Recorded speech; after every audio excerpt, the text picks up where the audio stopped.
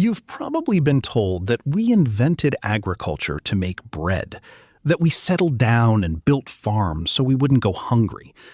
But the evidence is starting to show something much more surprising. We didn't build the first farms for food. We built them for a drink. We didn't start the dawn of civilization for bread. We started it for beer.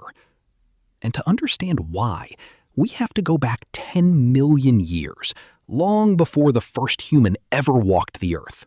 Imagine a forest floor in Africa, 10 million years ago. A small primate, our distant ancestor, is looking for food. He finds a piece of fruit that has fallen from a tree. It's overripe. It's mushy. To most animals, it's rotting. But as it sits on the ground, something invisible is happening. Natural sugars are breaking down. Yeast is getting in. And the fruit is producing a tiny amount of a chemical called ethanol. To that primate, the smell of that ethanol wasn't a warning. It was a signal. It was a homing beacon that led him to a high-calorie meal that no one else wanted to eat.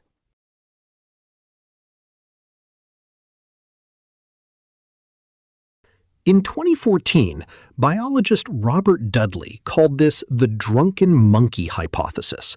He argued that our relationship with alcohol didn't start with a brewery. It started as a survival tool. The primates who could smell the alcohol and process the toxins were the ones who didn't starve. But there was a problem. Ethanol is a poison. Most animals can't handle it. But about 10 million years ago, our ancestors developed a specific genetic mutation, a change in an enzyme called ADH4. This mutation made us 40 times better at breaking down alcohol. We didn't just learn to like alcohol, we evolved to hunt it down.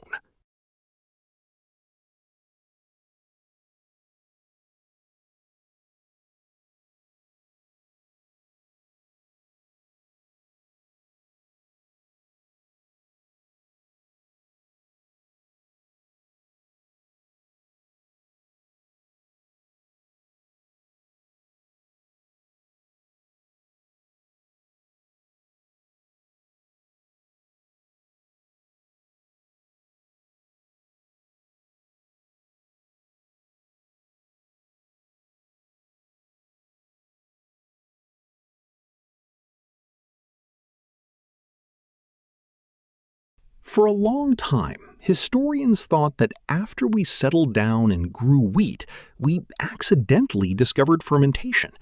But in 2018, a discovery in Rakafet Cave in Israel flipped the script. Archaeologists found stone mortars carved into the ground that were 13,000 years old. Inside, they found traces of brewed beer. Here's the catch. The people who made that beer weren't farmers. They were nomadic hunter-gatherers. They hadn't invented bread yet. They hadn't built permanent homes, but they were already brewing. It means that the desire for the drink came before the need for the farm. Beer wasn't a byproduct of civilization. It might have been the catalyst for it.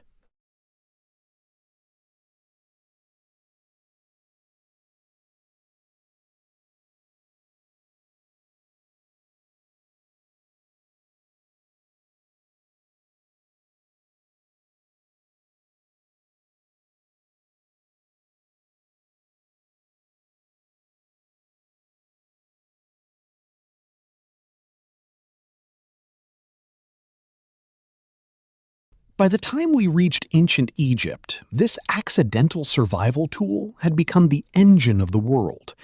The Great Pyramids weren't built by slaves fueled by water. They were built by laborers paid in beer. A typical worker received 4 to 5 liters of beer every single day. And it made perfect sense. In a world where the Nile's water was often contaminated and deadly, the brewing process killed off the bacteria. Beer was a water filter. It was a medicine. It was a paycheck. It was the only thing keeping the workforce alive and motivated to move 10-ton stones under a desert sun. Today, we look at our relationship with alcohol as a modern social habit, or often a modern struggle. But when you look through the lens of Zehni, you see something deeper. That impulse you feel, that draw toward the smell of fermentation, is a 10-million-year-old echo. It's the ghost of a primate on a forest floor, finding a way to survive. It's the memory of nomadic tribes gathering in caves to bond. We didn't build this world and then find a way to drink in it. We found a way to drink, and that gave us a reason to build the world. Alcohol is perhaps the most misunderstood tool in human history. It wasn't just a way to relax, it was a way to settle. It was a reason to organize labor, to improve chemistry, and to create the first social networks.